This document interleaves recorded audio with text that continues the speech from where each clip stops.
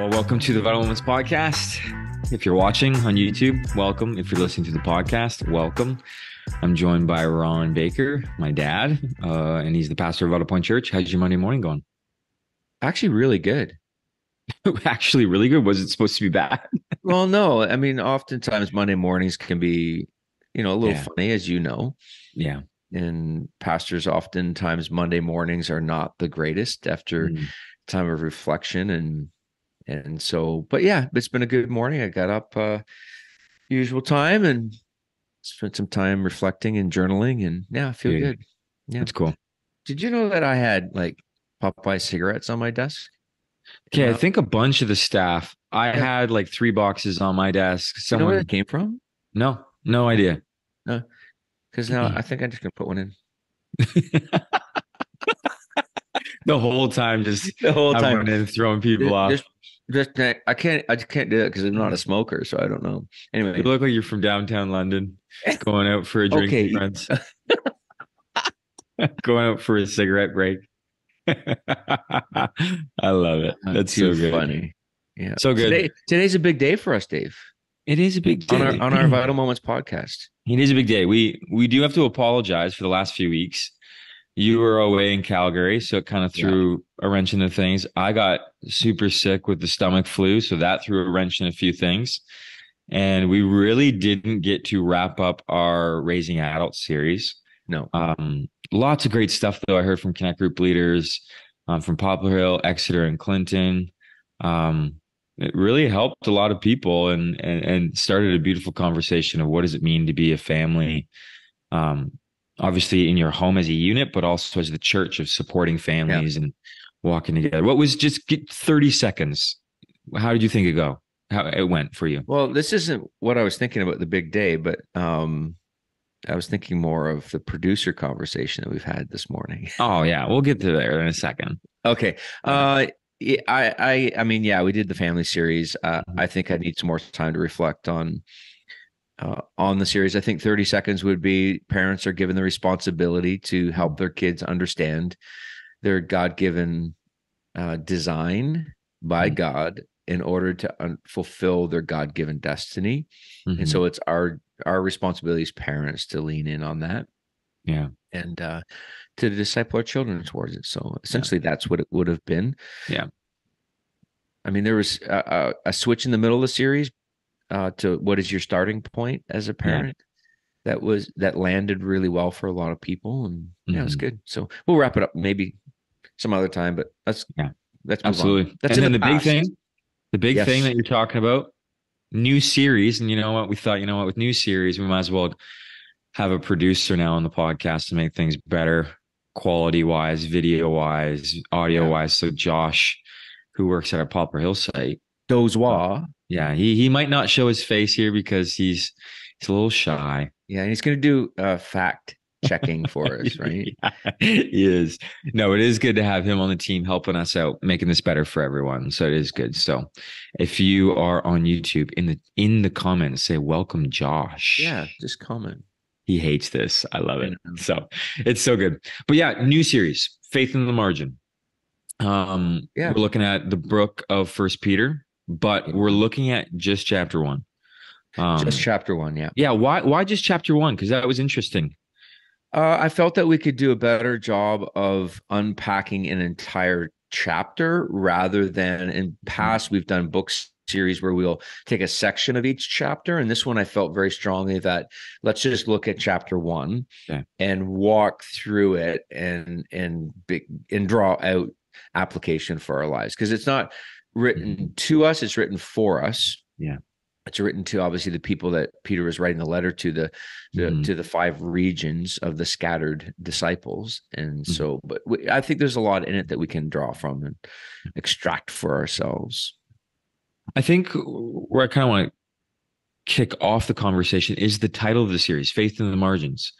Can you explain what that means and why it's important for Christians today? Yeah, Like, I mean, first of all, I mean, the debate is it faith in the margins or faith in the margin? yeah, That was a big debate yesterday in Poplar Hill, yeah, as Ray was trying to be the host. And anyway, it was very funny.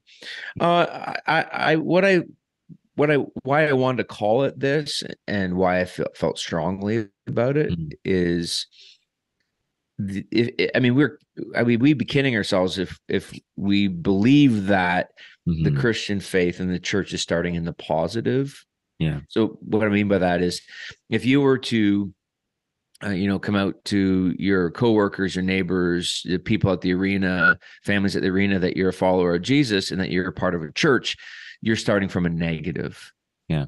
You're not starting from a positive. And so there's assumptions. So we talked about that because of the negative, it means that the Christian voice, the Christian faith voice, is no longer welcome at the table of culture and society, because the predominant voice at the table is conformity to the latest thing. So which right now it would be your feelings are true, or it's truth, right? So we've talked about this.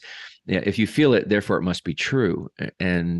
And so we begin to redefine good and evil, right and Mm-hmm. wrong.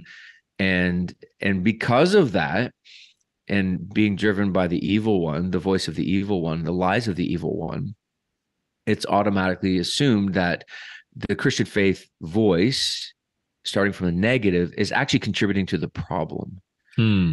creating pain, hurt, and trauma. Yeah.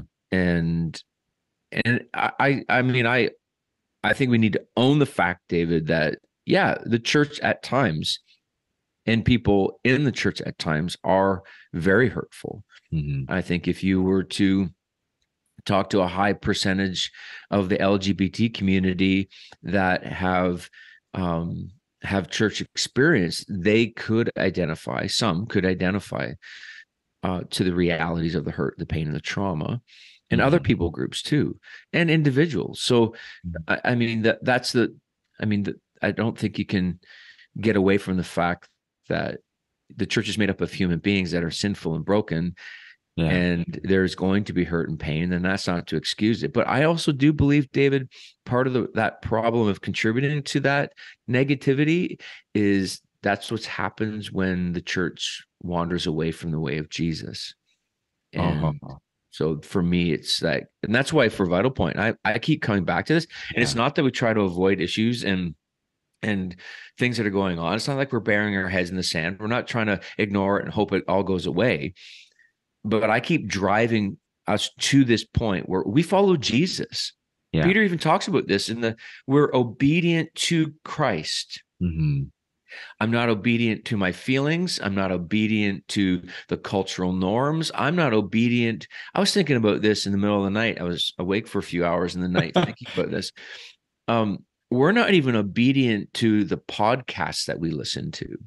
I find oftentimes we put too much weight in the podcasts that we listen to, or I'm a follower of MacArthur, John Piper, Erwin McManus, or Craig Mm-hmm. Rochelle, or oh my goodness, what's her name?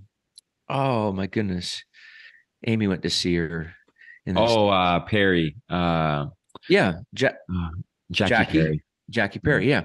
Yeah. Man, I forgot her name. She's such a great communicator too. Yeah. And I think sometimes I was thinking about this in the middle of the night again. I was thinking, what if we all just stopped listening to podcasts? Mm-hmm. And here you and I are on this podcast. Yeah. What if we just stopped listening to all these other voices and just went back to Jesus? Yeah. And what did Jesus teach about humanity? What did he teach about valuing? So that's why I'm bunny trailing a bit on you, Dave. But Well, no, I think you're really on it's a good bunny trail, because there's this thing that's going around on social media right now. Like, the caption would be on the screen, like, what if we treated our Bibles like we treated our phones? Right. right, And it's a bunch of people, like, they're laying in bed, they wake up, they grab their Bible. And the joke is it's like a massive Bible. When yeah, they're sitting at a red light, they grab their Bible. When oh they yeah, are like going to the bathroom break at work, they grab their Bible. It's right. Like, it's like we follow Jesus. Right. mm-hmm. So a lot of followers of Jesus, and I find myself included in Oh this, yeah, that I slip into, well, I can just have someone else tell me about it. Right. instead of actually going to the source. Yeah. Right. And, and and it's an interesting thing, right? Like, what would your life look like if you actually followed Jesus in Hmm. this moment of culture and faith in the margin, right? Like you chatted quite clearly that Christians right now face in a culture right now, it's often hostile to the Christian faith, right? It's like, Yeah. oh man, like you said, you're starting off on a bad foot, Yeah. I start off on the negative. Yeah. on the negative, right? So when we think about that, how do we, in faith communities, follow Jesus Mm. and navigate this changing landscape effectively? Like, you know what I mean? Like, how do we do this right now? Like a mom right now that is going through this, a kid going to high school, a connect group doing life together. How do we effectively walk through this changing landscape with faith in the Christian walk? Well, when we looked at this yesterday, when we looked at this past weekend, it was very clearly taking us to Peter was clearly taking us to this place of making sure that we were grounded in our understanding of who we are called to be. And so we first have to be grounded in the truth of who Christ is as our living hope, right? And that we are living in a time, yeah, where it is harder to be a follower of Jesus. Now we're not at a place of persecution like other parts of the world. Yeah. Um, but what I believe Peter was doing is getting us to a place of clarity Hmm. and grounding in the living hope who is the person of Jesus Christ.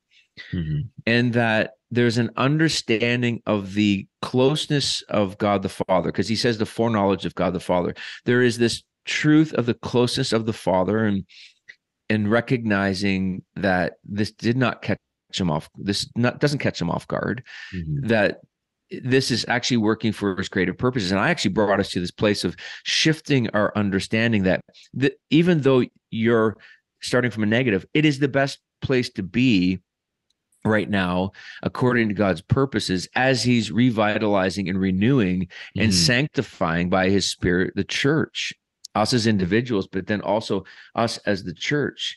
And I have to say, there's just such great power in understanding who we are called to be Mm-hmm. in the margin. If you're not clear on who God has called you to be in grounding in the living hope of Jesus Christ, then there will be fear.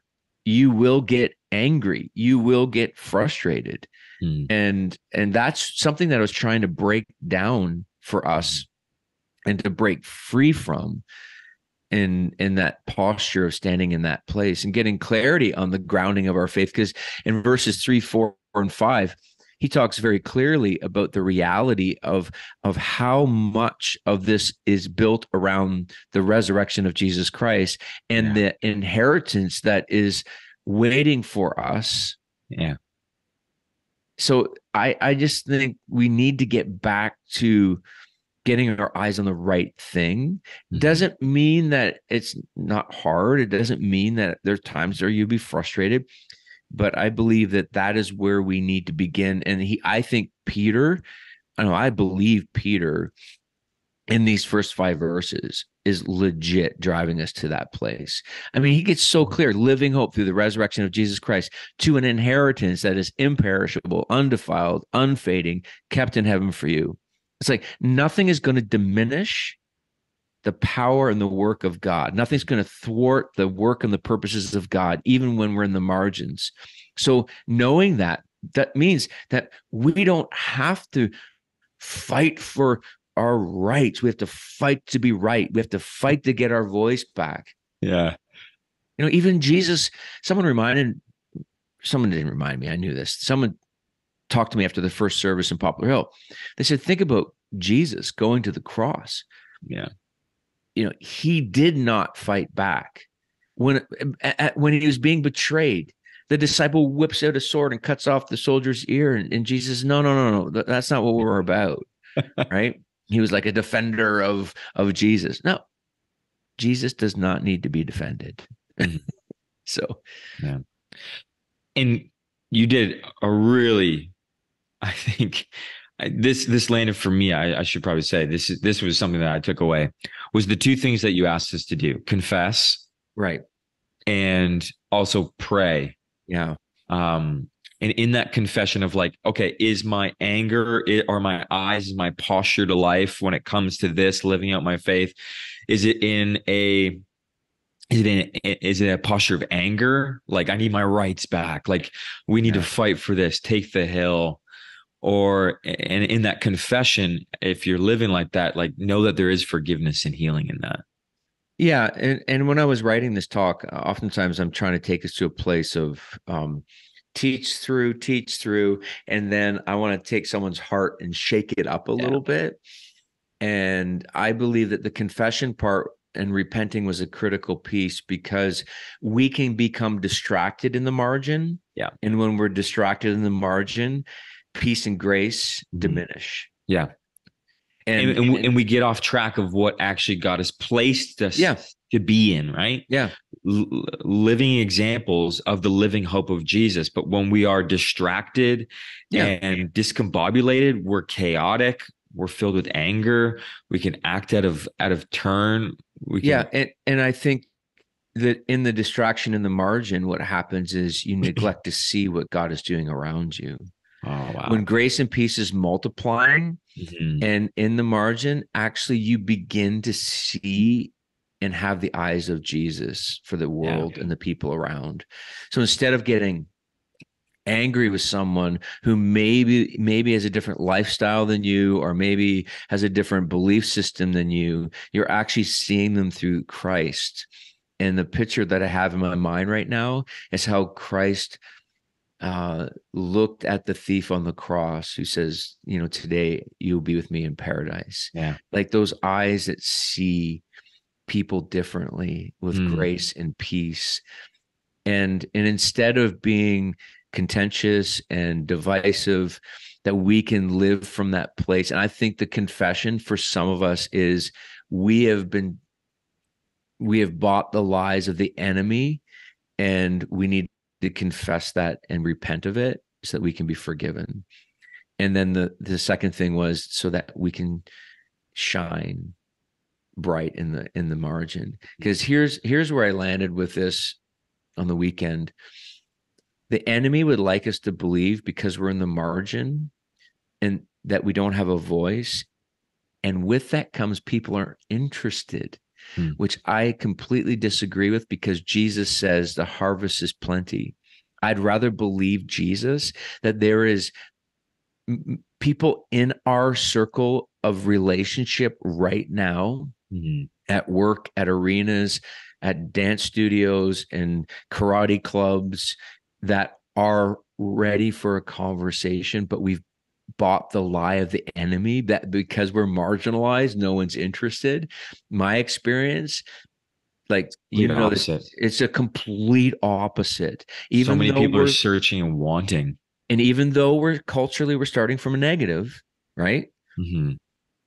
There is a hunger. Why? Because people are recognizing it's hard to trust the government. It's hard to trust the public school systems that seem to be unhinged at times. I'm Yeah. not saying the individuals are unhinged. I'm just saying the system seems to be System. unhinged. Yeah. They're recognizing the things that they built their lives on aren't secure, and so they're recognizing there must be something else. And Mhm. the church in the margins can whisper, we know someone who is the living hope, who says, come to me, all you are weary and heavy burden, and I will give you rest. Like, Mhm. think about that, David. Like, I believe that the church, yes, needs to have conviction, yes, needs to have a core understanding of these things as we disciple people. But I believe that following the way of Jesus will break down the walls and actually fulfill what the church is called to do. And that is to what? Proclaim the excellences of God. Peter talks about this, the excellences of God. What is that? Second Peter 2. I'll look at right, it's 2 verse 9, I think. Is that what it was? Yeah. 2 verse 9. Proclaim the excellences of him who called you out of the darkness into his marvelous light. 1 Peter 2:9. Like, dude, like stop sitting around complaining and whining and way things are and get down to business and do what God has called us to do. I'm done ranting. There you go. No, that's not a rant. That's a mic drop right there. That's not ranting. That's a continuation of the conversation that we had on Sunday. And I think that's a beautiful place to land and allow it to just sit in the hearts of many that are listening, Yeah. in connect groups or just following along from a distance. Ron, thank you, Dad. Seriously, your heart for this, for God's church and his people. To understand what faith on the move looks like in a world that needs the good news so much right now. So, Yeah, I thanks feel for so good. I'm going to have a Popeye cigarette. have a Popeye cigarette. Okay, everyone. Thanks so much. We got to get this guy off here before he gets unhinged. Okay. Thank you so much Thanks. for listening to the Vitalmoments podcast, and peace out.